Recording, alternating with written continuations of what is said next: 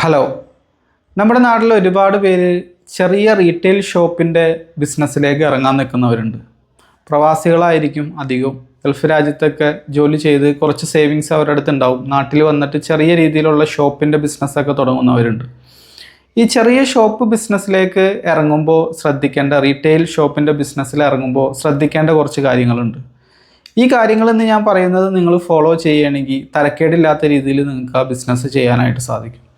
ഒരു റീറ്റെയിൽ ബിസിനസ്സിൻ്റെ ജയപരാജയം തീരുമാനിക്കുന്നത് അതിൻ്റെ ലൊക്കേഷനാണ്. ലൊക്കേഷനാണ് ഏറ്റവും ഇമ്പോർട്ടൻ്റ് ആയിട്ടുള്ളൊരു സംഗതി. നമ്മൾ അധിക പേരും അബദ്ധം വരുത്തുന്നൊരു സംഗതിയാണ് റെൻറ്റ് കുറവാണെന്ന് കരുതി മോശം ലൊക്കേഷൻ സെലക്ട് ചെയ്യും. ഇങ്ങനെ മോശം ലൊക്കേഷൻ സെലക്ട് ചെയ്യുന്നത് കൊണ്ട് തന്നെ ആ ബിസിനസ് പരാജയപ്പെടാൻ സാധ്യതയുണ്ട്. അപ്പോൾ റെൻറ്റ് മാത്രം നോക്കിയല്ല നമ്മൾ ഒരു ലൊക്കേഷൻ തിരഞ്ഞെടുക്കേണ്ടത്. ലൊക്കേഷൻ തിരഞ്ഞെടുക്കുമ്പോൾ ചില കാര്യങ്ങൾ നിങ്ങൾ ശ്രദ്ധിക്കേണ്ടതുണ്ട്. ഒന്നാമതായിട്ട് ശ്രദ്ധിക്കേണ്ടത് കസ്റ്റമേഴ്സിൻ്റെ കൺവീനിയൻസാണ്. നിങ്ങളുടെ ആ സ്റ്റോർ ഫ്രണ്ട് ഉണ്ടല്ലോ, ആ സ്റ്റോറിൻ്റെ സൈൻ ബോർഡ് കൃത്യമായിട്ട് കസ്റ്റമേഴ്സിന് കാണാനായിട്ട് സാധിക്കണം. ഇപ്പോൾ പലരും വരുത്തുന്ന ഒരു അബദ്ധമാണ് ടൗണുകളിലെല്ലാം തീരെ കാണാൻ പറ്റാത്ത ഏരിയയിൽ, അതായത് റെൻറ്റ് വളരെ കുറവായിരിക്കും. ചിലപ്പോൾ ഒരു തൂണിൻ്റെ സൈഡിലായിരിക്കും, ഒരു സ്റ്റെയർ കേസിൻ്റെ അടിയിലൊക്കെ ആയിട്ട് ഇങ്ങനെ എടുക്കും. അതായത് നമ്മുടെ സ്റ്റോർ ഫ്രണ്ടിൻ്റെ ഒരു 90% ഇത് കവർ ചെയ്ത് നിൽക്കുകയാണ്.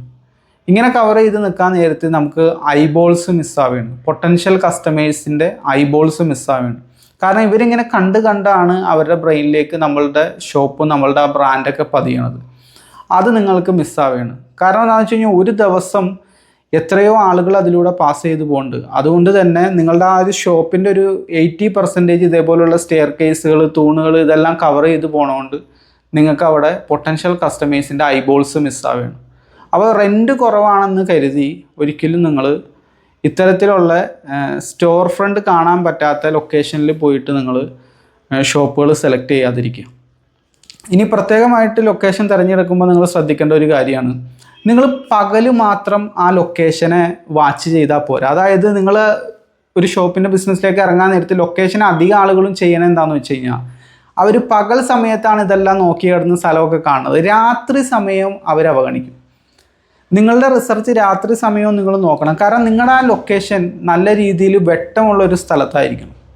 പകൽ മാത്രം നിങ്ങൾ റിസർച്ച് നടത്തിയാൽ പോരാ, രാത്രിയും നിങ്ങൾ നടത്തണം. നല്ല വെട്ടമുള്ള ഏരിയ, അതായത് നിങ്ങളുടെ ഷോപ്പിൽ വെട്ടം ഉണ്ടായിട്ട് കാര്യമില്ല, ആ പ്രദേശത്ത് മൊത്തത്തിലൊരു വെട്ടം വേണം. എന്നാലാണ് രാത്രി കാലത്ത് സെയിൽ നമുക്ക് നല്ല രീതിയിൽ വരുള്ളൂ.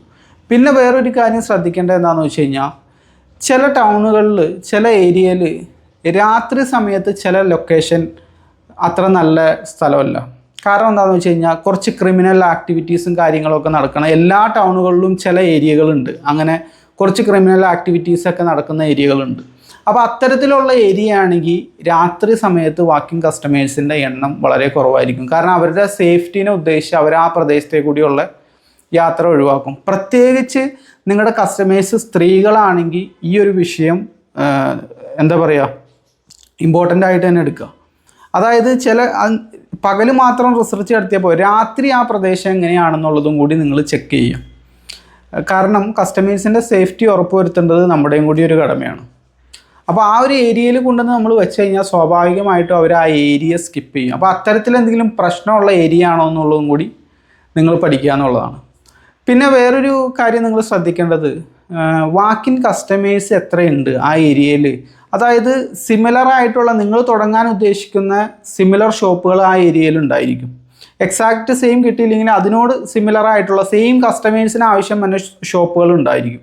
അപ്പോൾ ആ ഷോപ്പുകളെ നിങ്ങളൊന്ന് പഠിക്കാനായിട്ട് നോക്കുക. ഒരു ദിവസം എത്ര കസ്റ്റമേഴ്സ് അവിടെ വരുന്നുണ്ട്, വാക്കിംഗ് കസ്റ്റമേഴ്സ് ഉണ്ടോ, കസ്റ്റമേഴ്സ് കയറണുണ്ടോ. ഇപ്പോൾ 100 പേര് കയറി കഴിഞ്ഞാൽ ചിലപ്പോൾ 80 പേര് പ്രൊഡക്റ്റ് എടുത്തിട്ടായിരിക്കും, എന്തെങ്കിലും വാങ്ങിയിട്ടായിരിക്കും പുറത്തേക്ക് വരുന്നത്. അപ്പോൾ അങ്ങനെ നോക്കുകയാണെങ്കിൽ ഒരു ആവറേജ് ഒരു 200 രൂപയുടെ ഐറ്റമൊക്കെയാണ് അത്തരം ഷോപ്പുകളിൽ സെല്ല് ചെയ്യണമെങ്കിൽ 80 × 200 വെച്ചിട്ട് നമുക്ക് ഒരു ദിവസത്തെ ആവറേജ് സെയിൽ നമുക്ക് കണ്ടുപിടിക്കാൻ പറ്റും. 16,000 രൂപ ആവറേജ് സെയിൽ ഉണ്ടെന്ന് നമുക്ക് മനസ്സിലാക്കാനായിട്ട് സാധിക്കും. അത് നമ്മളൊന്ന് വാച്ച് ചെയ്ത് കഴിഞ്ഞാൽ നമുക്ക് കിട്ടും. ഇനി പ്രത്യേകമായിട്ട് നിങ്ങൾ ശ്രദ്ധിക്കേണ്ട വേറൊരു കാര്യമാണ്, ചെറിയ ഷോപ്പ് സ്റ്റാർട്ട് ചെയ്യുക അധിക പേരും വരുത്തുന്നൊരു മിസ്റ്റേക്കുമാണത്. അതായത് വലിയ വലിയ ബ്രാൻഡുകൾക്ക് നിങ്ങളുടെ സൈൻ ബോർഡ് അവരുടെ ബ്രാൻഡിങ്ങിന് വേണ്ടിയിട്ട് അങ്ങോട്ട് കൊടുക്കും. നിങ്ങളുടെ ഷോപ്പിൻ്റെ പേരൊക്കെ വളരെ ചെറുതായിട്ട് ഒരു സൈഡിലൊക്കെ ഇങ്ങനെ എഴുതിയിട്ടുണ്ടായിരിക്കും. ഇത് നിങ്ങൾ പ്രത്യേകം തന്നെ ശ്രദ്ധിക്കണം. കാരണം എന്താണെന്ന് വെച്ച് കഴിഞ്ഞാൽ നമ്മൾ ആ ഒരു ഷോപ്പ് തുടങ്ങിയേക്കുന്നത് നമ്മളുടെ ആ ഷോപ്പ് വളരുന്നതോടൊപ്പം തന്നെ ആ സ്റ്റോർ ബ്രാൻഡും കൂടിയും വളരാൻ വേണ്ടിയിട്ടാണ്. അപ്പോൾ ആ സ്റ്റോർ ബ്രാൻഡ് വളരണമെങ്കിൽ ആ സ്റ്റോർ ബ്രാൻഡാണ് ഏറ്റവും വലുതായിട്ട് കാണേണ്ടത്. നമ്മളുടെ ആ ഒരു നമുക്ക് അവരെന്തെങ്കിലും ഇൻസെൻറ്റീവ്, വലിയ വലിയ ബ്രാൻഡുകൾ എന്തെങ്കിലും ഇൻസെൻറ്റീവ് തന്നെന്ന് കരുതി അവരുടെ പേര് വലുതാക്കി കൊടുത്ത് നിങ്ങളുടെ ഷോപ്പിൻ്റെ ആ ഒരു പേര് വളരെ ചെറുതായിട്ട് കൊടുക്കരുത്.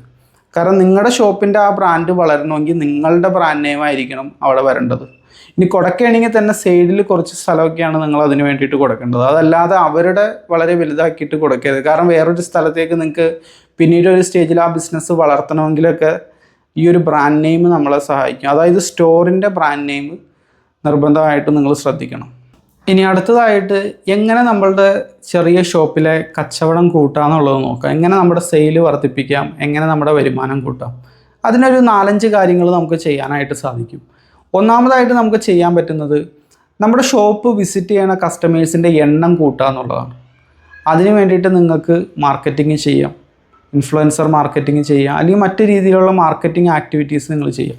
ഷോപ്പിൽ കൂടുതൽ ആൾ വന്നു കഴിഞ്ഞാൽ എന്തായാലും സെയിൽ കൂടും. അത് ബേസിക്കായിട്ട് മനസ്സിലാക്കുക. ഈ രണ്ടാമത്തെ ഒരു രീതി എന്താണെന്ന് വെച്ച് കഴിഞ്ഞാൽ വരുന്നവരെ കൊണ്ട്, അതായത് 100 പേര് വരെയാണെങ്കിൽ ഇപ്പം നിലവിൽ ചിലപ്പോൾ 70 പേരായിരിക്കും പ്രൊഡക്റ്റ് വാങ്ങുന്നത്, ഒരു 30 പേര് മടങ്ങിപ്പോണ്ട്.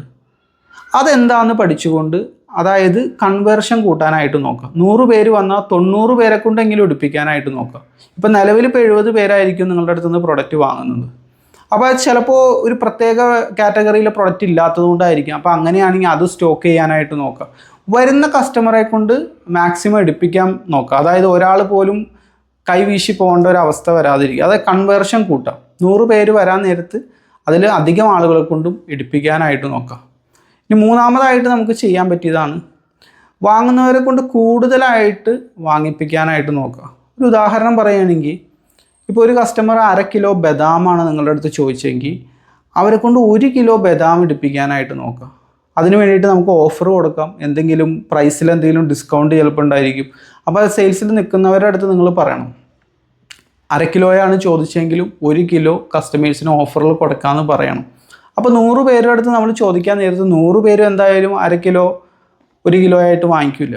ഒരു 20 പേര് വാങ്ങിച്ചാൽ പോലും ഒരു 20% ഇത് വന്നാൽ പോലും മാസത്തിലെടുക്കാൻ നേരത്ത് വലിയൊരു വരുമാനമാണ് നിങ്ങൾക്ക് അതിലൂടെ വരുന്നത്. അപ്പോൾ വരുന്നവരെ കൊണ്ട് കൂടുതലായിട്ട് എടുപ്പിക്കാനായിട്ട് നോക്കാം.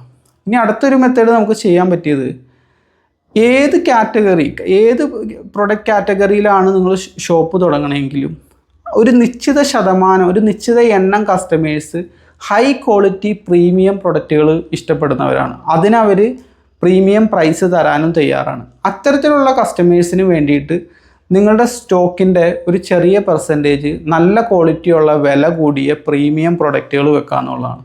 കാരണം എല്ലാവരും പ്രീമിയം വാങ്ങുന്നവരല്ല. ഏത് കസ്റ്റമർ ക്ലാസ്സിലും ഏത് പ്രൊഡക്റ്റ് കാറ്റഗറിയിലും ഒരു നിശ്ചിത ശതമാനം പ്രീമിയം പ്രൊഡക്റ്റുകൾ, വില കൂടിയ പ്രൊഡക്റ്റുകൾ വാങ്ങാൻ ഇഷ്ടപ്പെടുന്നവരാണ്. അപ്പോൾ അവർക്ക് വേണ്ടിയിട്ട് കുറച്ച് പ്രീമിയം പ്രൊഡക്റ്റുകൾ നമുക്ക് ഇറക്കാനായിട്ട് സാധിക്കും. അപ്പോൾ കൂടുതൽ വിലക്ക് നമുക്ക് സെല്ല് ചെയ്യാൻ പറ്റും. അതിലൂടെ നമുക്ക് കൂടുതൽ ലാഭം ഏൺ ചെയ്യാനായിട്ട് സാധിക്കും. പിന്നെ നിങ്ങൾക്ക് ചെയ്യാൻ പറ്റിയതാണ് നിങ്ങളുടെ സ്റ്റോർ ബ്രാൻഡിൽ തന്നെ നിങ്ങൾക്ക് പ്രൊഡക്റ്റുകൾ ഇറക്കാം. അതായത് മറ്റു ബ്രാൻഡുകളുടെ പ്രൊഡക്റ്റ് മാത്രം സെല്ല് ചെയ്യാതെ നിങ്ങളുടെ സ്റ്റോറിനൊരു ബ്രാൻഡ് ഉണ്ടല്ലോ, ആ ബ്രാൻഡിൽ നിങ്ങൾക്ക് പ്രൊഡക്റ്റുകൾ ഇറക്കാം. ഇപ്പോൾ ഗാർമെൻസിൻ്റെ ആണെങ്കിൽ നിങ്ങൾ ചിലപ്പോൾ നിലവിൽ സെല്ല് ചെയ്തുകൊണ്ടിരിക്കുന്നത്, ഇപ്പോൾ നിങ്ങൾ ഒരു ഉദാഹരണം ചെറിയ ബേബീസിൻ്റെ ഡ്രസ്സിൻ്റെ ഷോപ്പാണെന്ന് വിചാരിക്കുക. നിങ്ങൾ ചിലപ്പോൾ ഇപ്പോൾ സെല്ല് ചെയ്തുകൊണ്ടിരിക്കുന്നതെല്ലാം തന്നെ മറ്റ് ബ്രാൻഡുകളുടെ ആയിരിക്കും. അപ്പോൾ നിങ്ങളുടെ സ്റ്റോർ ബ്രാൻഡിൻ്റെ പേരിൽ നിങ്ങൾക്ക് ഏറ്റവും കൂടുതൽ മൂവ്മെൻ്റ് ഉള്ള പ്രൊഡക്റ്റിൻ്റെ ഒരു പ്രൊഡക്റ്റ് ഇറക്കാം. ഇപ്പോൾ സൂപ്പർ മാർക്കറ്റ് ആണെങ്കിൽ നിങ്ങളുടേതായിട്ടുള്ള സ്റ്റോർ ബ്രാൻഡിൽ തന്നെ, ഇപ്പോൾ അച്ചാറിനാണ് ഏറ്റവും കൂടുതൽ സെയിലെങ്കിൽ നിങ്ങളുടെ സ്റ്റോർ ബ്രാൻഡിൻ്റെ തന്നെ അച്ചാർ ഇറക്കാനായിട്ട് സാധിക്കും. അപ്പോൾ ഇതേപോലുള്ള ചെറിയ ചെറിയ മാറ്റങ്ങളും ചെറിയ ചെറിയ ടെക്നിക്കുകളും എല്ലാം യൂസ് ചെയ്ത് കഴിഞ്ഞാൽ സെയിലിൽ നമുക്ക് വർധനവ് കൊണ്ടുവരാനായിട്ട് സാധിക്കും. ലൊക്കേഷനാണ് ഏറ്റവും പ്രധാനപ്പെട്ടത്. കാരണം ഷോപ്പുകൾ അധികവും കസ്റ്റമേഴ്സ് ഷോപ്പിലേക്ക്, അതായത് വാക്കിൻ കസ്റ്റമേഴ്സിനെ ഡിപ്പെൻഡ് ചെയ്തിട്ടാണ് അധിക ബിസിനസ്സുകളും നിലനിൽക്കുന്നത്. അപ്പോൾ ലൊക്കേഷനാണ് ഇതിൽ ഏറ്റവും പ്രധാനപ്പെട്ട സംഗതി. ലൊക്കേഷൻ തിരഞ്ഞെടുക്കാൻ നേരത്ത് നിങ്ങൾ ശ്രദ്ധിക്കുക. ഞാൻ വീഡിയോയുടെ ആദ്യം പറഞ്ഞ കാര്യങ്ങളൊക്കെ ശ്രദ്ധിക്കുക. നല്ല ലൊക്കേഷൻ കിട്ടിയതിന് ശേഷം രണ്ടാമത്തെ ഭാഗം വീഡിയോയുടെ സെയിൽ വർദ്ധിപ്പിക്കാനുള്ള കാര്യങ്ങളൊക്കെ നിങ്ങൾ നോക്കാം.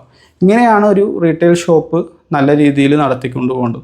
ഇതല്ലാത്ത ഒരുപാട് കാര്യങ്ങളുണ്ട്. ഞാൻ ബേസിക് ആയിട്ടുള്ള കാര്യങ്ങളാണ് വളരെ ചെറുതായിട്ട് സ്റ്റാർട്ട് ചെയ്ത്, അതായത് തീരെ ബിസിനസ് ഇന്നവരെ ഒരു ബിസിനസ്സും ചെയ്യാത്ത ആളുകളാണ് അധികം ചെറിയ ചെറിയ ഷോപ്പുകൾ സ്റ്റാർട്ട് ചെയ്യുന്നത്.